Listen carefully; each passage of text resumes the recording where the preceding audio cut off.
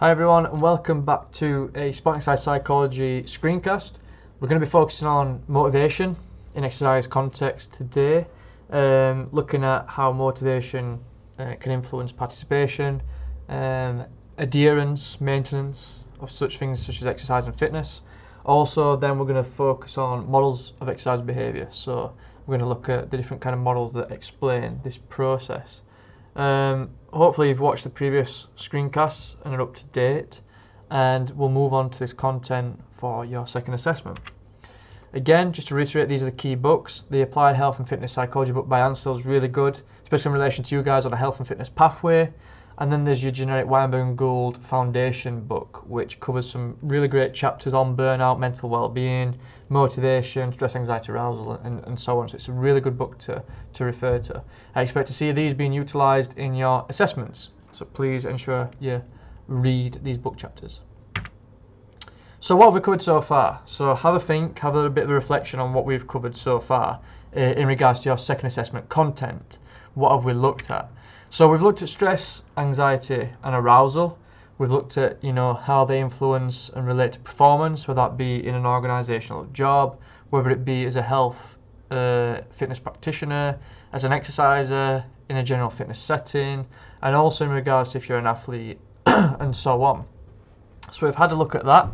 We've also then gone to burnout. So have a go at pausing this video and try and reflecting on the signs and symptoms of burnout. So what are the key kind of characteristics that come from that? And that links to this next question of what are those key characteristics? So there are some signs and symptoms, but what are those defining characteristics of burnout? There tends to be around 3. So if you want to have a bit of reflection, or if you want to pause that and go back to the previous screencast or slides that we've looked at, have a go at answering that for us. So the 3 kind of characteristics is that exhaustion. So we're not just talking about physical fatigue, but we're also talking about mental fatigue. So that kind of exhaustion. That then can relate or link on and lead on to depersonalization. If someone's physically and mentally exhausted, they're probably going to become quite withdrawn, quite depersonalized from everybody else, due to not wanting to exert any more effort because they physically and mentally can't. Then, because when they're withdrawn, or as a bit of an antecedent of that, could come low self-esteem. So low self-belief in one's own ability, personal perception of oneself, due to being, withdrawn and absolutely fatigued from that. So there's some of the key characteristics that are defining of burnout. And if you remember, burnout is basically chronic stress. So, prolonged periods of stress can lead on to these signs and symptoms and characteristics of which are, defining of burnout, that exhaustion, that depersonalization, and that low self-esteem. What theories of burnout are there? So can you remember, can you reflect back to some of the theories that we covered? We covered a select few in the previous screencast. So have a go at pausing that video now and have a go at trying to recall some of those theories. It's good if you can recall them, because again, you're going to have to be applying that in your assessment. So hopefully you've reflected back and recalled on some of those theories of burnout. And you should remember that there was the cognitive affective stress model. There's also self-determination theory.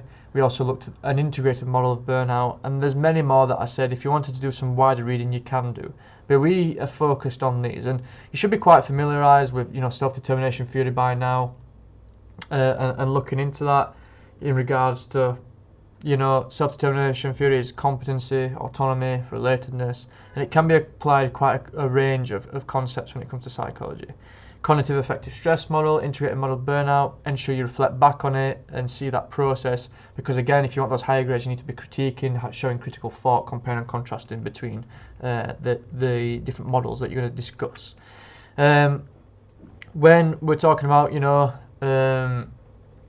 models of burnout and the cognitive affective stress model, just to refresh you then, it looked at situational demands, cognitive appraisal, physiological responses, and then your overall behavioural response as a result, as a consequence of that. So the cognitive affective model stresses that it's how the individual perceives themselves. Well, first off, it's the situation of the demand. So what is the stimuli, the stimulus that's triggered that? So what is happening in that situation? Whether it be, it could be a cup competition final, or for example, for the case study, Yvonne's gone to the gym for the first time. It's that kind of stimulus, that stimuli that triggers a response. Then the cognitive and the physiological go hand in hand. So cognitive appraisal is how you perceive that situation, how you perceive the way in which you'll deal with that in a way, the kind of psychological responses to that. So whether you perceive it to be too hard that you're not going to be able to cope, or whether you perceive that you're going to be able to manage it, and so on. And there's also your physiological responses. So whether that be, sweating, nerves, kind of, causing you to sweat, twitches, so on. Could be that butterfly feeling in your stomach, or it could be physiological responses of calmness, being at ease, relaxed. And then ultimately that influences, or as a consequence, your behaviour, your response. So whether that be you drop out, fight or flight, so you kind of fly away from the situation, drop out from it, withdraw from certain activities, which are kind of considered as debilitative, so not positive. Or there could be some facilitative behavioural responses where, you fight that, you try and overcome it, you think it's achievable, and you're going to put 100% effort in. So that's how that model kind of saw it, as a bit of a recap. Obviously, like I said about the self-determination theory, autonomy, competency and relatedness, I'll not go over that because we've covered that in, plentiful enough. And for example, there were such other models, entrapment model, I discussed that in class with the few that attended. So entrapment model could be where an individual feels that they've invested too much time, effort, that they don't want to let others down, therefore they feel entrapped in their kind of organisation, their situation. Whether that be an athlete in their kind of environment, or whether it be an individual in an organisation like a business environment. So for the case study, invested too much in that company, feel entrapped there because they need that wage to support the family, and so on. So that's the theories of burnout. Then we also finally covered mental well-being. So the overall mental well-being of individuals, how exercise can influence that, whether it has a positive, facilitative effect or debilitative effect. And we also looked at a few articles comparing and contrasting the results that they came across. So again, influence of exercise on mental state. So please have a recap. Please watch the previous screencast if you've not already, and it'll put you in a good position when watching this one. So then, with burnout, what I'd like to do is propose a quick task for you to do. So pause the video and have a go at doing this. I did suggest in the previous one to have a read or have a skim through Gerber's 2013 article that looked at, the signs and symptoms of burnout and how physical activity relates to burnout. So it's on Moodle. So ensure you go to Moodle, the page, the correct folder.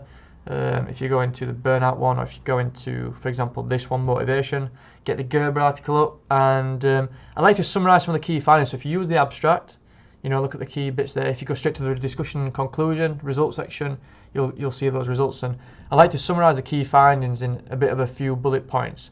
This will give you a clear overview of how physical activity relates and links into burnout, how it could potentially influence it.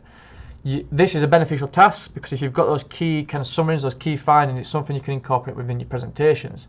You can have a slide about how physical activity influences and maybe facilitatively or debilitatively influences burnout. So please pause the video and have a go at having a glance through this article.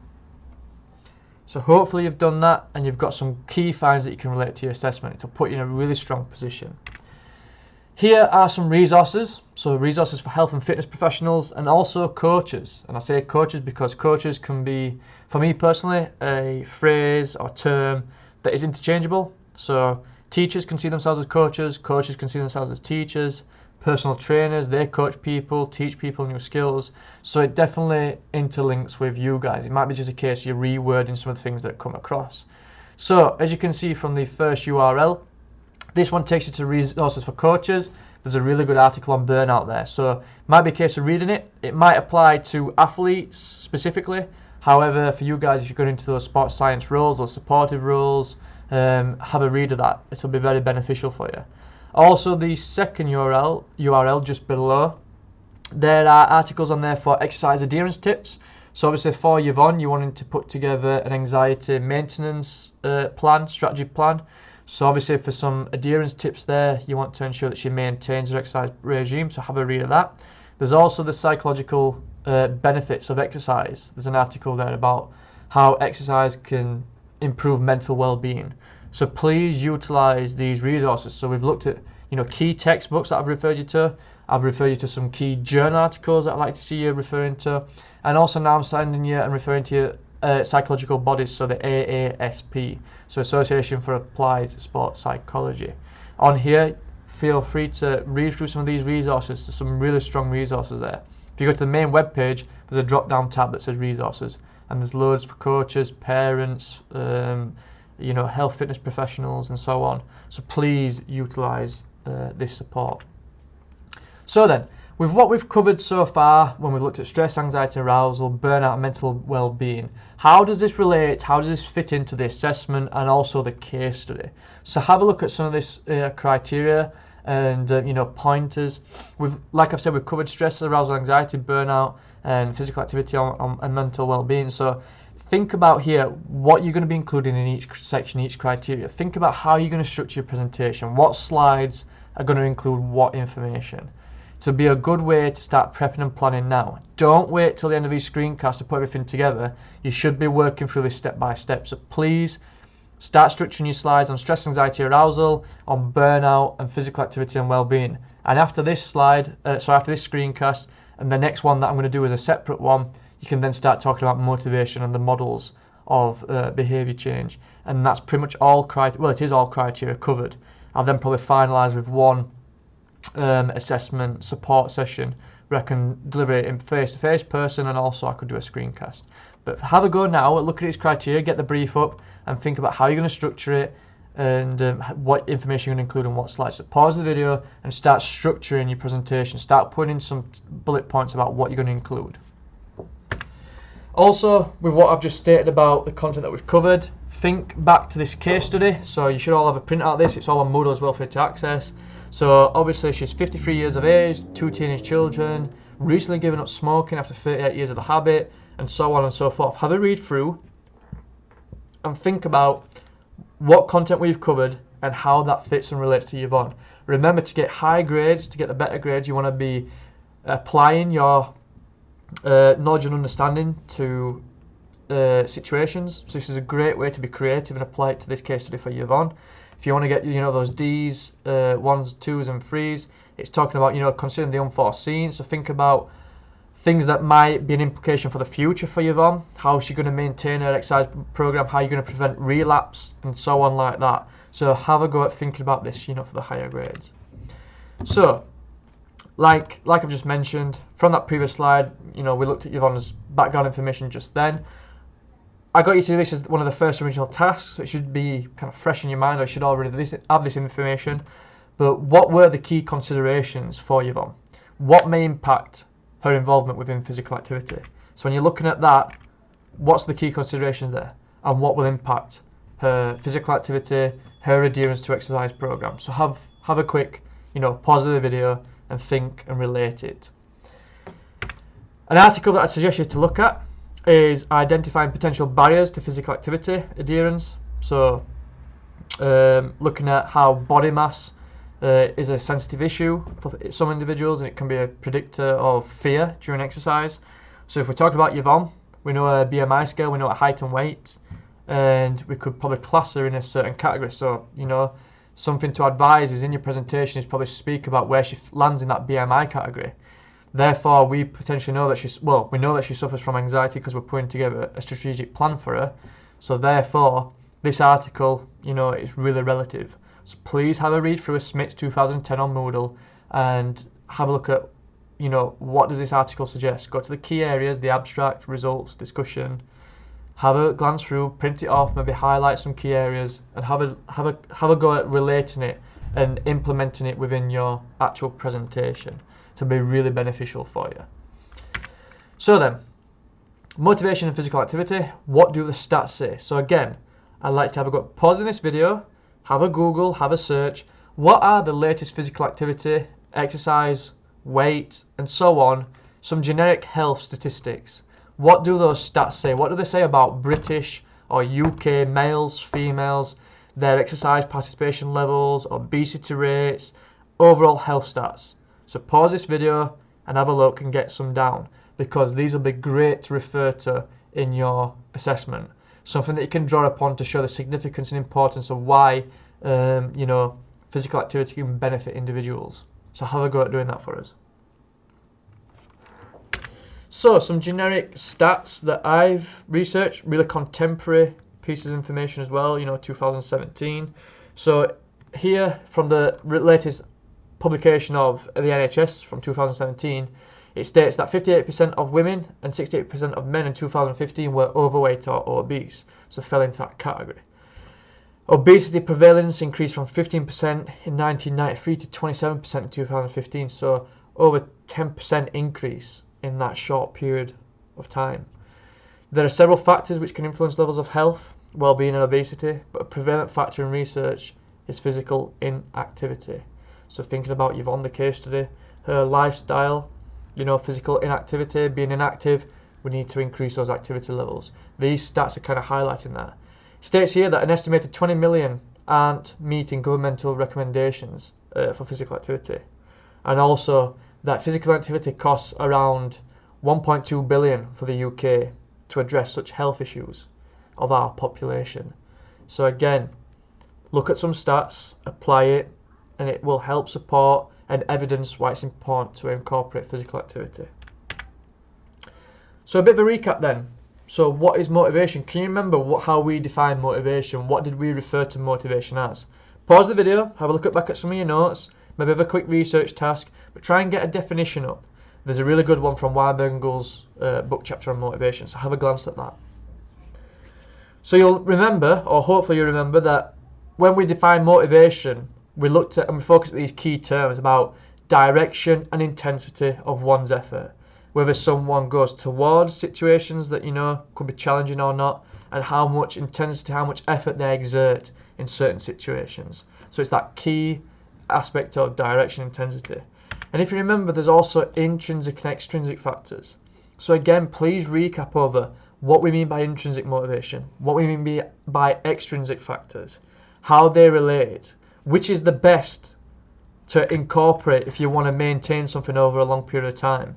What could be the best for the quick, short burst, bit of feedback, bit of constructive, motivating stuff. So have a look at, reading round, reflecting back to what we've already covered in your first kind of assessment. Now what I'd like you to do is brainstorm. So get a piece of paper, get your notepad out, put in the middle reasons or motives for exercising, and I want you to, highlight, ping off from each one why individuals take part in exercise. Why do they adhere to exercise? What are the reasons that motivate them to take part in exercise or physical activity? Think about yourselves. Why is it that you go for a jog, a run, go to the gym? Why do you do that? So you can relate it to yourself. And then think about Yvonne. So relate it to the case study. Why should she be motivated to exercise? What will be the benefits for her? So pause it, have a go at brainstorming, and then we'll bring it in and have a look at some generic examples of that.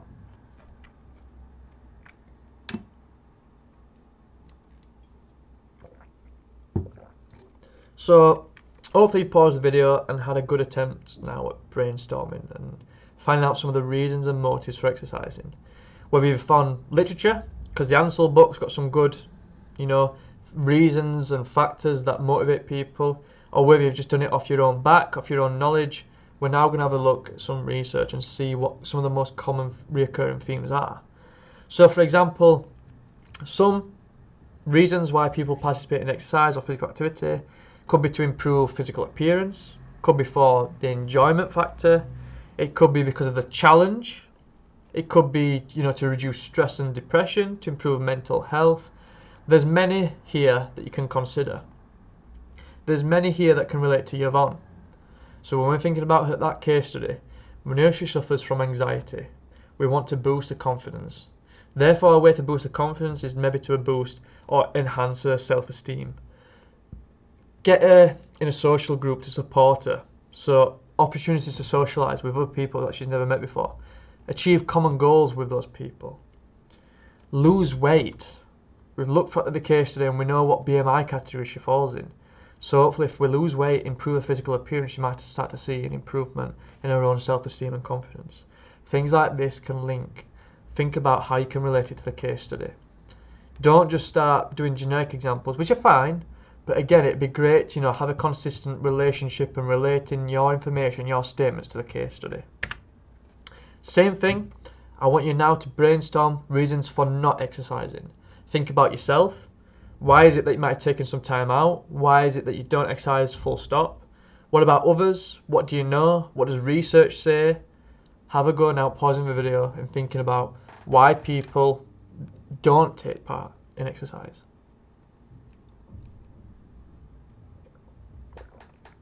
So hopefully you've done that, and again I'll show you some generic examples of reasons people don't take part. So it could come into these categories of health issues, so limitations as to what people can do. So it could be because they're injured, they've got poor health, therefore they physically can't take part in certain activities. Could be an inconvenience, so a lack of access of facilities, nothing in the local area. Could be you haven't got transport to even get to those places. Time management, work commitments, other commitments. Could be lacking motivation and energy, so feeling lazy or unmotivated, just don't want to do it. Could be a lack of social support, you've got nobody there supporting you throughout your pathway. No exercise partner, no support from your spouse, from family, friends and so on. Like I mentioned earlier, insufficient time, haven't got enough time, you've got too busy with work. Also it could be lacking funds, because sometimes to exercise, if you're going to join a gym, it's costly, monthly payments. Therefore, can we think of any other strategies that we could suggest if that is one of the issues? We've also got some barriers that we can discuss. So again, from the Ansel book, again I recommend you read it.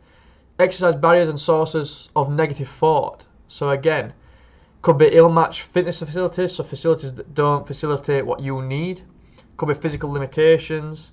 Could be that you've set yourselves unrealistic goals, or somebody has set you goals that you aren't comfortable with, that you don't feel competent enough to reach.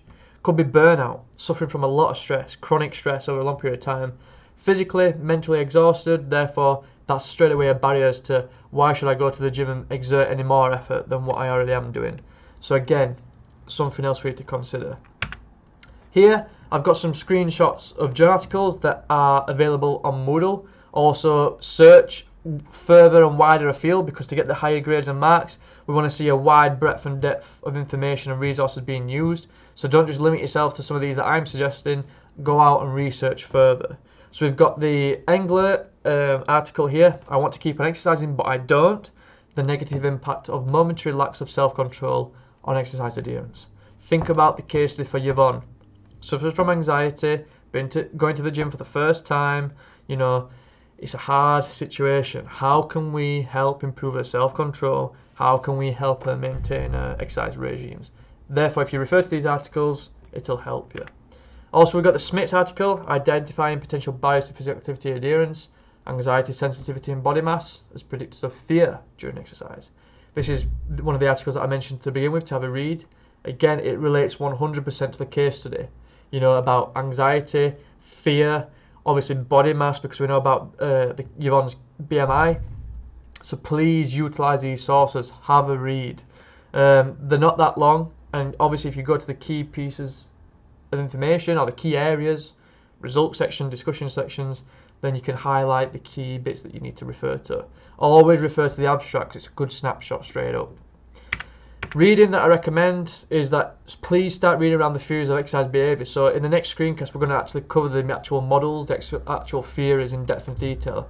I wanted to separate this video up so it wasn't too long-winded in one full video. So please start reading around those. So it could be the health belief model, theory of planned behaviour or reasoned behaviour as it's sometimes known, trans-theoretical model, self-efficacy model, self-determination model. Some of these you'll be familiar with, others not so please read around, get a bit of a head start, because in the next screencast, that's what I'm going into detail on. So, like I've said, behaviour change, those models, that's what we're discussing next. So please ensure you do some reading around the area. Just to quickly show you, these are some of the articles. So again, you've got your abstract. They're not that long, but introduction, it's always good to have a read of this because it'll give you a bit of information regarding it usually defines key terms, key pieces of information. But then if you go straight to, skip the methods, if you go to your results to get an idea, but your discussion is where it's going to talk around what they found and how it compared to previous research. And then obviously there's your final kind of concluding sections here where you can draw from it. Same with Englework one, different kind of formatting, but again, it's got some good pieces of information there for you to refer to. Read the introduction, have a look at the discussion, think about how it can apply. Obviously here looking at different models and how it talks about self-regulation and so on. And also there's the Gerber one. So again, it's down to you to do that additional further reading. I'm not going to force you to, but it is there, it's accessible for you, and please make the most of that. But that's everything from me, guys, and I'll see you in the next screencast video. Thank you very much.